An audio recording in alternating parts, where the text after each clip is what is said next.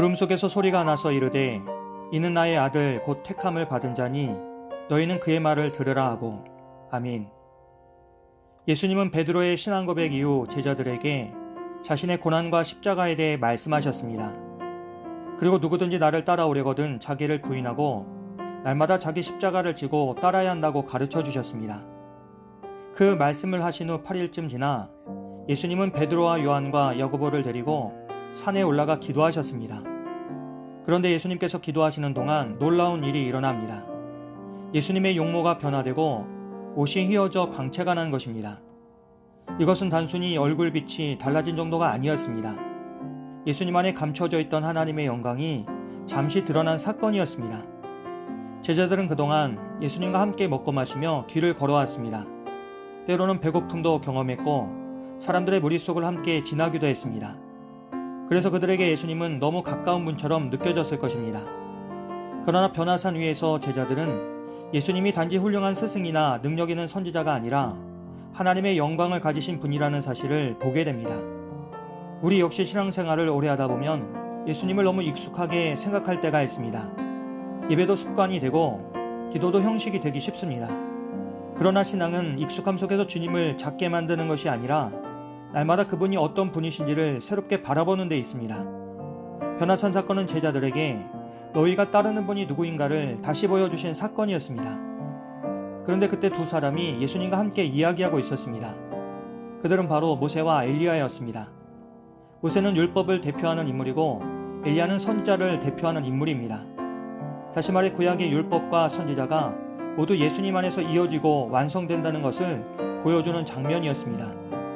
이처럼 구약의 모든 말씀은 결국 예수님을 향하고 있었습니다. 하나님께서 오래전부터 이루어 가시던 구원의 계획이 예수님 안에서 완성되어 가고 있었던 것입니다.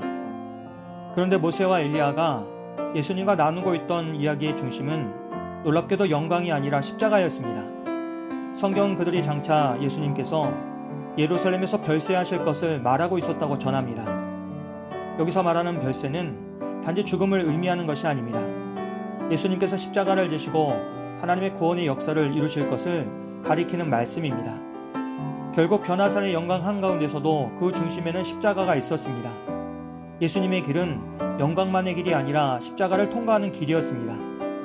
바로 하나님께서는 그 십자가를 통해 인류의 구원을 이루고 계셨습니다.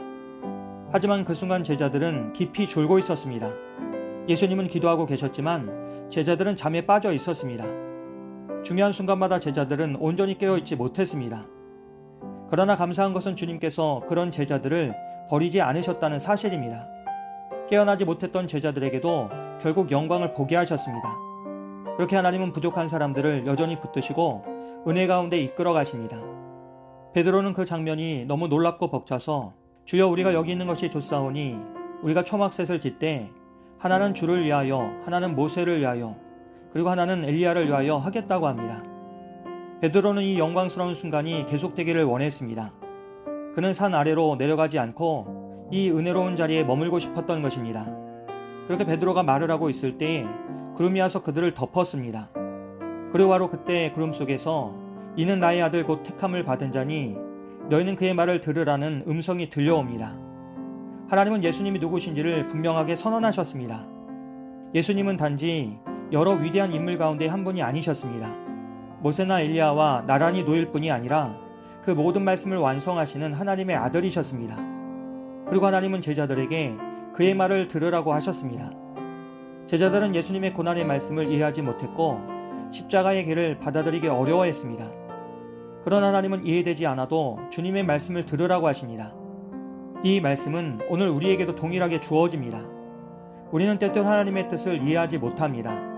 왜 이런 시간을 지나야 하는지 알 수 없을 때도 있습니다. 기도에도 응답이 더디게 느껴지고 삶이 무겁게만 느껴질 때도 있습니다. 그러나 그럴 때일수록 우리는 상황보다 말씀을 붙들어야 합니다. 믿음은 모든 것이 이해되어서 순종하는 것이 아니라 이해되지 않아도 주님의 말씀을 신뢰하며 따라가는 것입니다. 하늘의 음성이 그친 후 제자들에게는 오직 예수님만 보였습니다. 변화산 위에서 제자들에게 마지막까지 남아 계셨던 분은 오직 예수님이셨습니다. 우리는 사람을 바라보다가 실망할 수 있고 환경을 바라보다가 낙심할 수 있습니다. 그러나 예수님을 바라보는 사람은 다시 일어설 수 있습니다. 그래서 우리의 신앙생활 가운데 가장 중요한 것은 예수님이 보이는가 하는 것입니다. 문제가 커 보일 때에도, 두려움이 앞설 때에도 우리의 시선이 주님께 머물러야 합니다. 오늘도 하나님은 우리에게 너희는 그의 말을 들으라고 하십니다. 세상의 소리가 아니라 주님의 말씀에 귀를 기울이고 영광의 순간뿐 아니라 십자가의 길에서도 예수님을 따라가는 믿음의 사람들이 되기를 주님의 이름으로 간절히 기도합니다. 좋으신 하나님, 우리의 눈을 열어 주님의 영광을 바라보게 하시고 우리의 귀를 열어 주님의 말씀을 듣게 하옵소서. 그래서 은혜의 순간뿐 아니라 삶의 자리에서도 주님을 따라가게 하시고 오직 예수님만 바라보며 살아가는 믿음을 우리에게 허락하여 주시옵소서. 예수님의 이름으로 기도합니다. 아멘.